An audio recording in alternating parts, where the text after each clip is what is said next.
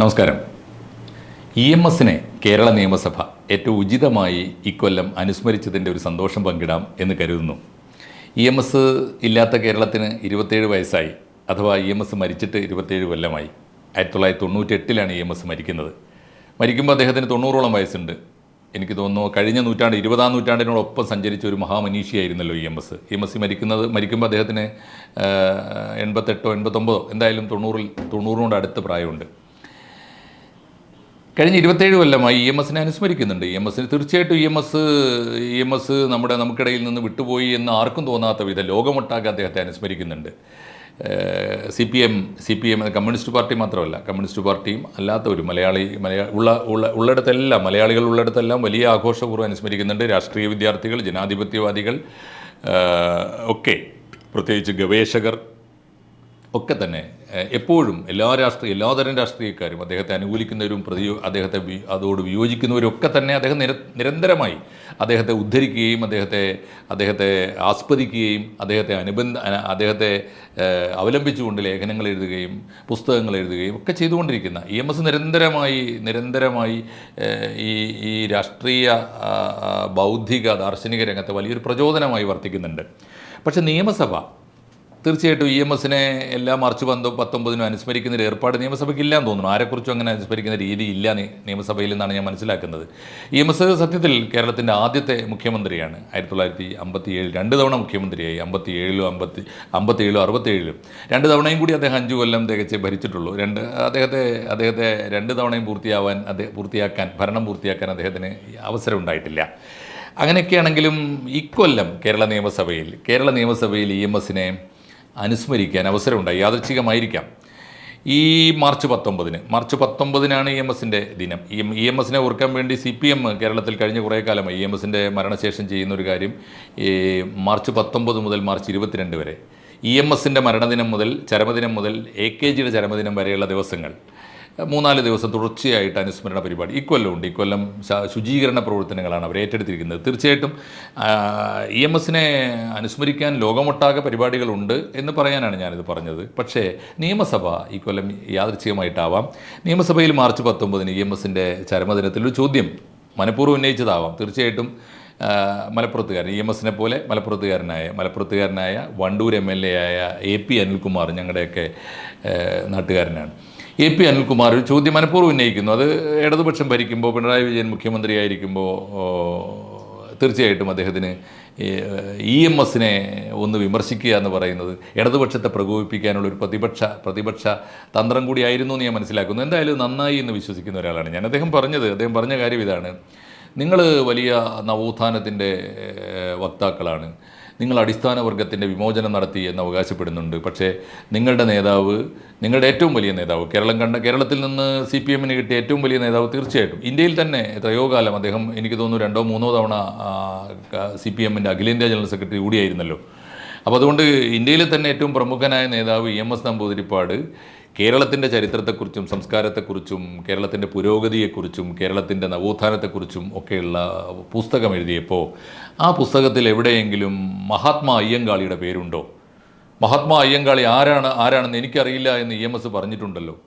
അങ്ങനെ ഒരു പാർട്ടിക്ക് എങ്ങനെയാണ്, അങ്ങനെ ഒരു EMS ആണ് നിങ്ങളുടെ ഏറ്റവും വലിയ ബുദ്ധിജീവിയെങ്കിൽ അദ്ദേഹം നയിക്കുന്ന ഒരു പാർട്ടിക്ക് എങ്ങനെയാണ് അടിസ്ഥാന വർഗത്തോട്, നിസ്വരായ മനുഷ്യരോട്, ദളിതുകളോട്, ഈ സാമൂഹ്യമായ പിന്നോക്കാവസ്ഥ നേരിടുന്ന മനുഷ്യരോട്, അവരോട് എങ്ങനെയാണ് നിങ്ങൾക്ക് നീതി പുലർത്താനാവുക എന്നൊരു ചോദ്യം അദ്ദേഹം AP അനിൽകുമാർ നിയമസഭയിൽ ഉന്നയിക്കുന്നു. ആ ചോദ്യത്തിന് മറുപടി ആ സമയത്ത് എനിക്ക് തോന്നുന്നു ആ ചോദ്യം ഉന്നയിക്കുന്ന സമയത്ത് നിയമസഭയിൽ നമ്മുടെ വ്യവസായ മന്ത്രി P രാജീവ് ഉണ്ടായിരുന്നില്ല. പക്ഷേ അദ്ദേഹം എത്തിയപ്പോൾ നിയമസഭാ രേഖകളിൽ ഈ ചോദ്യം വന്ന സ്ഥിതിക്ക് അതിന് മറുപടി പറയേണ്ടത് അദ്ദേഹത്തിൻ്റെ ബാധ്യതയായി എന്ന് തോന്നിയിരിക്കാം. അദ്ദേഹം തീർച്ചയായിട്ടും ദേശാഭിമാനിയുടെ ചീഫ് എഡിറ്ററായിരുന്നു. CPMൻ്റെ ബൗദ്ധിക രംഗത്ത്, സൈദ്ധാന്തിക രംഗത്ത് പുതിയ തലമുറയിൽ നിന്ന് വന്ന ഒരാളാണ്. അദ്ദേഹം അതിന് മറുപടി പറഞ്ഞു. സഭാരേഖകളിൽ കിടക്കട്ടെ എന്ന് പറഞ്ഞുകൊണ്ട് തന്നെയാണ് അദ്ദേഹം മറുപടി പറഞ്ഞത്. മറുപടി വളരെ കൃത്യമായിരുന്നു. അദ്ദേഹം പറഞ്ഞ മറുപടി ഇങ്ങനെയാണ്: കേരള ചരിത്രത്തെക്കുറിച്ച് EMS എഴുതിയ ആദ്യത്തെ പുസ്തകം 1948 വന്നത്. ആ പുസ്തകത്തിൻ്റെ പേര് കേരളം മലയാളികളുടെ മാതൃഭൂമി എന്നാണ്. ആ പുസ്തകത്തിന് ഒരു ചരിത്രമുണ്ട്. അത് പറയാൻ അദ്ദേഹത്തിൻ്റെ സമയം അനുവദിച്ചിട്ടുണ്ടാവില്ല. അത് മറ്റൊന്നുമല്ല, 2 കാര്യങ്ങൾ അത് തീർച്ചയായിട്ടും പറയേണ്ടതുണ്ട്. ചിലത് പാർട്ടി ഇപ്പോൾ വേണ്ടത്ര പറയാത്തതുമുണ്ട്. കേരളം മലയാളികളുടെ മാതൃഭൂമി എന്ന പുസ്തകം ഞങ്ങളൊക്കെ മനസ്സിലാക്കുന്നത് ഈ കേരളം ഉണ്ടാകുന്നതിന് എത്രയോ മുമ്പ്, 56-ലാണല്ലോ കേരളം ഉണ്ടാകുന്നത്. ഭാഷാ സംസ്ഥാനങ്ങൾ എന്നൊരു സങ്കല്പം പോലും ഇന്ത്യൻ രാഷ്ട്രീയത്തിൽ രൂപപ്പെട്ടിട്ടില്ലാത്ത കാലത്ത്, അത്തരം മുറവിളികളും ആവശ്യങ്ങളും അവകാശ പത്രികയൊന്നും വന്നിട്ടില്ലാത്തൊരു കാലത്ത് കേരളം മലയാളം സംസാരിക്കുന്നവർക്ക് ഒരു മാതൃഭൂമി വേണം, അത് കേരളമാകണം എന്ന് ആവശ്യപ്പെട്ടു എന്നാണ്. സത്യത്തിൽ അതിൻ്റെ പിന്നിൽ അന്നത്തെ കമ്മ്യൂണിസ്റ്റ് പാർട്ടിയുടെ അവിഭക്ത കമ്മ്യൂണിസ്റ്റ് പാർട്ടിയുടെ ഒരു അജണ്ട ഉണ്ടായിരുന്നു.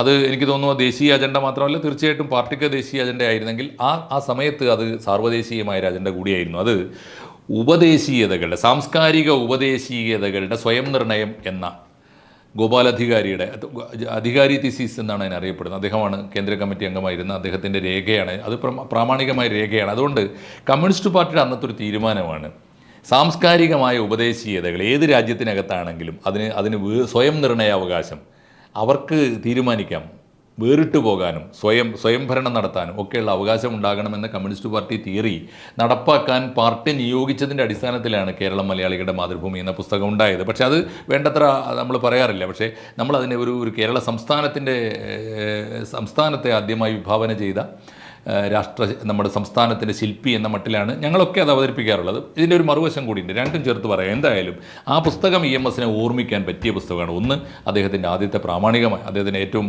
ആദ്യത്തെ പ്രബലമായ പുസ്തകമാണ്. കേരള ചരിത്രത്തെക്കുറിച്ചും സംസ്കാരത്തെക്കുറിച്ചും രാഷ്ട്രീയത്തെക്കുറിച്ചും ഒക്കെ ഗവേഷണം നടത്താൻ തയ്യാറാകുന്ന ഏതൊരു വിദ്യാർത്ഥിക്കും ആദ്യം കയ്യിലെടുക്കാവുന്ന പുസ്തകം തന്നെയാണ്. ആ പുസ്തകത്തെക്കുറിച്ച് രാജീവ് പറഞ്ഞത് ശരിയാണ്. പക്ഷേ ആ പുസ്തകത്തിൽ അയ്യങ്കാളിയെക്കുറിച്ചൊന്നുമില്ല, സത്യമാണ്. പക്ഷെ അത് ആരെങ്കിലുമൊക്കെ കണ്ടെത്തി പറയേണ്ട കാര്യമില്ല. ആരെങ്കിലുമൊക്കെ എപ്പോൾ ചോദിച്ചിരുന്നെങ്കിലും അദ്ദേഹം പറയുമായിരുന്നു. 93-ൽ EMSനോട് ഈ ചോദ്യം പല വേദികളിലും ആ കാലത്ത്, അതിൻ്റെ തൊട്ട് മുമ്പ് 90-കൾക്ക് ശേഷം ആ ചോദ്യം പലയിടത്തും EMSന് നേരെ ഉയരുന്നത് ഞാൻ കണ്ടിട്ടുണ്ട്. അദ്ദേഹം പറഞ്ഞ പലയിടത്തും അദ്ദേഹം നേരിട്ട് പറഞ്ഞതും എഴുതിയതുമായ മറുപടി കണ്ടിട്ടുണ്ട്. ചിന്തയിൽ തന്നെ അദ്ദേഹത്തിനെതിരെ അദ്ദേഹത്തോട് ഈ ചോദ്യം ചോദിച്ചിരുന്നു, അദ്ദേഹം ഉത്തരം പറഞ്ഞിട്ടുണ്ട്. 93-ൽ അദ്ദേഹം പറഞ്ഞ ഉത്തരം ഇതാണ്: ശരിയാണ്. 1948-ൽ ഞാൻ എൻ്റെ കേരളം മലയാളികളുടെ മാതൃഭൂമി എന്ന പുസ്തകം എഴുതുന്ന കാലത്ത് എനിക്ക് സത്യമാണ് കൂട്ടരെ, എനിക്ക് മഹാത്മാ അയ്യങ്കാളി എന്നൊരു നേതാവിനെക്കുറിച്ച് അറിയുമായിരുന്നില്ല. അത് പറയാൻ എനിക്കൊരു മടിയുമില്ല. പക്ഷേ പിന്നീടാണ് ഞാൻ അദ്ദേഹത്തിൻ്റെ ഇത്തരത്തിലുള്ള ദളിത് മൂവ്മെൻറ്റുകളെക്കുറിച്ച്, ഇത്തരത്തിലുള്ള വലിയ ജനകീയ മുന്നേറ്റങ്ങളെക്കുറിച്ച് അറിയാനും പഠിക്കാനും തുടങ്ങിയത്. പഠിക്കാൻ തുടങ്ങിയ നിമിഷം മുതൽ ഞാൻ അയ്യങ്കാളി ഉൾപ്പെടെയുള്ളവരെക്കുറിച്ച്, എല്ലാ പിന്നോക്ക ജനതയുടെ ക്ഷേമത്തിന് വേണ്ടി പൊരുതുക. എന്നിട്ട് അദ്ദേഹം പറഞ്ഞ, മറ്റാരും പറയാത്തത് കൂടി പറഞ്ഞു, അദ്ദേഹം പറഞ്ഞിട്ടുണ്ട്, അയ്യങ്കാളി ഏതെങ്കിലും ഒരു പിന്നോക്ക ജനവിഭാഗത്തിൻ്റെ മാത്രമല്ല, രാജ്യത്തിൻ്റെ മൊത്തം ജനതയുടെ, അടിസ്ഥാന വർഗത്തിൻ്റെ മൊത്തം വിമോചനത്തിന് വേണ്ടി പൊരുതിയ മഹാനായ നേതാവാണ്. 93 മുതൽ അദ്ദേഹം നിരന്തരം പറഞ്ഞുകൊണ്ടിരുന്നു എന്നാണ് രാജീവ് പറഞ്ഞു. വളരെ കൃത്യമാണത്.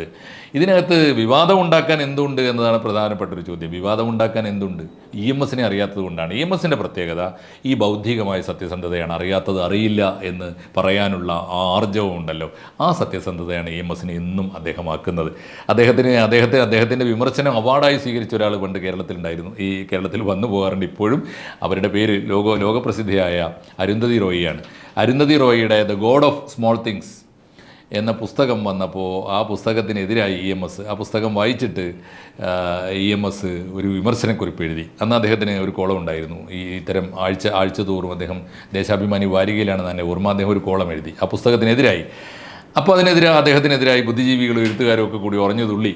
അവർ ചോദിച്ചതോ, ഒരു ലോകോത്തരമായ നോവലിനെ, ബുക്കർ പ്രൈസ് നേടിയ പുസ്തകത്തെ വിമർശിക്കാൻ ഈ രാഷ്ട്രീയ നേതാവ് ആരാണ് എന്നൊക്കെ ചോദിച്ചുകൊണ്ട് അതിന് അദ്ദേഹം പിന്നീട് ഒരു പ്രസംഗത്തിൽ വളരെ മനോഹരമായ മറുപടി പറയുന്നത് ഞാൻ കേട്ടിട്ടുണ്ട്. അവർ പറഞ്ഞത്, ഈ നോവലിനെക്കുറിച്ചും സാഹിത്യത്തെക്കുറിച്ചും ഒന്നും പറയാനുള്ള ജ്ഞാനം എനിക്കില്ല, അത് എൻ്റെ പണിയല്ല. പക്ഷേ രാഷ്ട്രീയം പറഞ്ഞാൽ ഞാൻ മറുപടി പറയും.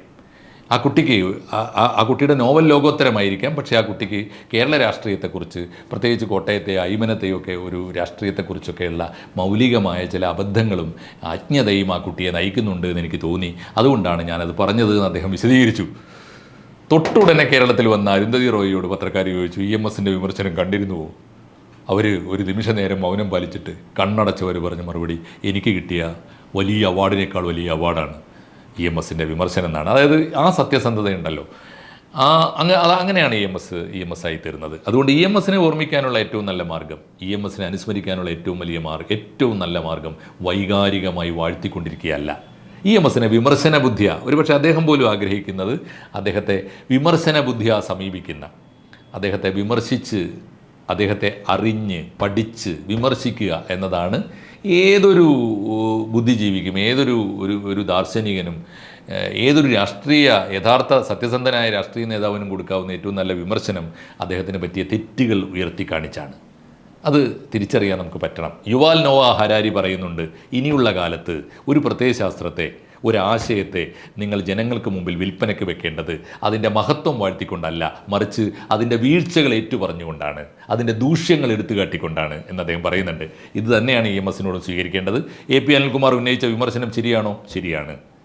പക്ഷേ ആ വിമർശനമാണ് ഇക്കൊല്ലം നിയമസഭയിൽ EMS അനുസ്മരിച്ച ഏറ്റവും നല്ല അനുസ്മരണം അതാണ് എന്ന് ഞാൻ വിചാരിക്കുന്നു. അനിൽകുമാറിനെ അഭിനന്ദിക്കേണ്ടതുണ്ട്. ഒപ്പം കൃത്യമായി സത്യസന്ധമായി EMS പക്ഷത്ത് നിന്നുകൊണ്ട് ആ ആരോപണത്തിന് മറുപടി പറഞ്ഞ P രാജീവിനെയും അഭിനന്ദിക്കേണ്ടിയിരിക്കുന്നു. EMS നമുക്ക് വീണ്ടും വീണ്ടും ഓർക്കേണ്ടിയിരിക്കുന്നു. കേരളം അദ്ദേഹത്തെ മറക്കുകയില്ല, ഓർമ്മിച്ചുകൊണ്ടേയിരിക്കും. നമ്മളെ അദ്ദേഹം ഉണർത്തിക്കൊണ്ടേയിരിക്കും. നമ്മളെ അദ്ദേഹം എപ്പോഴും ജാഗ്രതാക്കിക്കൊണ്ടിരിക്കും. അതാണ് EMS ഓർക്കാൻ കേരള നിയമസഭ യാദൃച്ഛികമായെങ്കിലും ഇടയായതിൽ എൻ്റെ നിയമസഭ ഈ നാടിൻ്റെ ആദ്യത്തെ മുഖ്യമന്ത്രിയെ ഇങ്ങനെ തന്നെയാണ് കൂട്ടരെ അനുസ്മരിക്കേണ്ടത്. നന്നായിരിക്കുന്നു. Well done. ലാൽ സലാം.